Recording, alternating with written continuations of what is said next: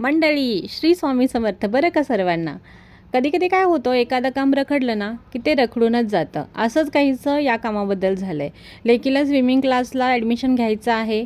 आम्ही मागच्या वर्षी पण गेलो होतो ॲडमिशन घ्यायला, तेव्हा ते बोलले तिला 5 वर्ष कंप्लीट हवी आहेत. आम्ही खूप त्यांना म्हणजे विनंती केली की घ्या आपण, ते बोलले नाही, रूल इज रूल.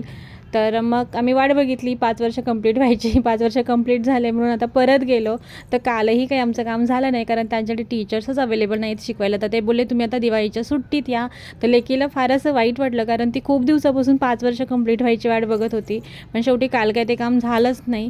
मग ते तिथून चौकशी करून निघालो डीमार्टला. डीमार्टचं काम पण खूप दिवस झालं रखडलं होतं. तर काल फायनली गेलो डीमार्टला.